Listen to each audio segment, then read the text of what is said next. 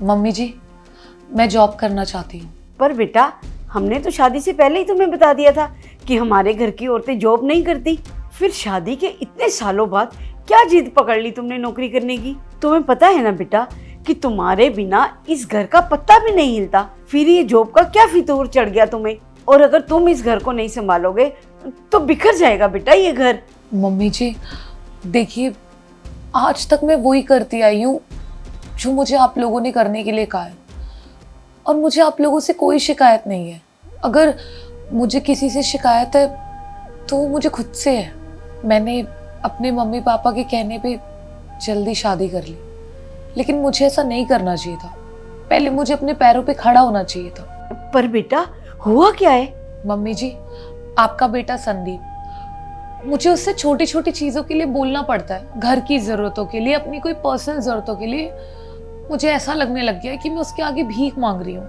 मुझे अच्छा नहीं लगता कि वो मुझे हर चीज़ के लिए मना कर देता है, डांट देता है।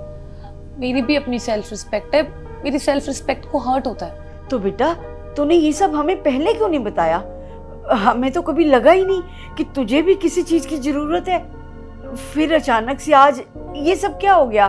क्या बोलती मम्मी जी, जब तक मुझसे सहन हो रहा था मैं कर रही थी, लेकिन अब जब नहीं हुआ तब जाके आपको ये बात बोली है कि बस बहुत हो गया। अब नहीं हो रहा है मुझसे। हर छोटी छोटी जरूरतों के लिए और अपनी चीजों के लिए मैं किसी के आगे हाथ नहीं फैला सकती, और आपको बोल के भी मेरा क्या ही फायदा था। आप तो खुद अपने बेटे पे डिपेंडेंट हो। आपको भी कोई चीज चाहिए होती है तो आपको बोलना पड़ता है उसे जाके।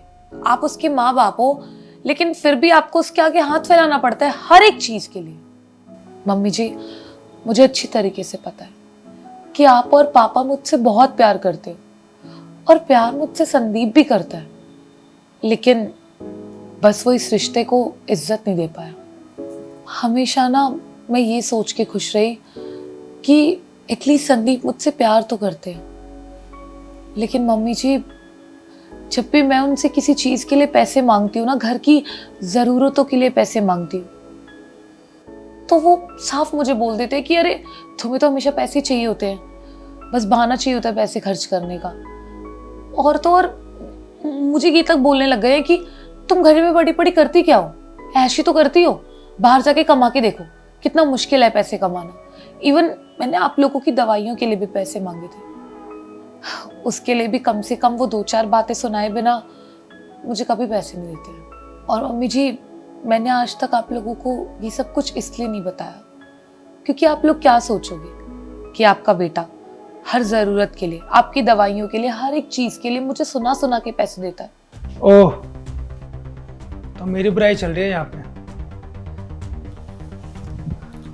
क्या कहा? जॉब करनी है मैडम को। अरे जॉब करने के लिए पढ़ा लिखा होना जरूरी है, और तुम तो इतनी भी पढ़ी लिखी नहीं हो कि तुम कोई छोटी मोटी नौकरी कर सको। देखो, भलाई इसी में है कि जो जैसा चल रहा है वैसा ही करो। तुम चुपचाप अपना घर संभालो। हाँ, ये बड़ी जॉब करने वाली। जिसे तू अनपढ़ कह रहे ना, MBA कर रखी है उसने, और साथ में B.Ed भी।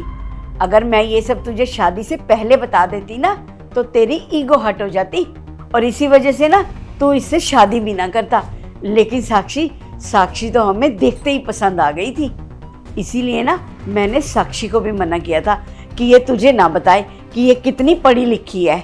और तू जो इसे इतना कुछ सुना रहा है, पहले मुझे तू बता कि तूने क्या किया लाइफ में। ये तो शुक्र मना कि तेरे पापा ने चलता हुआ बिजनेस तुझे सौंप दिया, और ऊपर से इतनी सुंदर और सुशील लड़की भी तुझे मिल गई। और हमने तो ये कभी भी नहीं सोचा था कि हमारे बेटे की सोच इतनी छोटी होगी कि जो कुछ भी इस घर के लिए कर रहा है ना, वो सब एहसान मान के कर रहा है। और वहीं साक्षी को देख, कितना कुछ करती है हमारे घर के लिए, हमारे लिए, हमारे बच्चों के लिए, पूरे परिवार के लिए।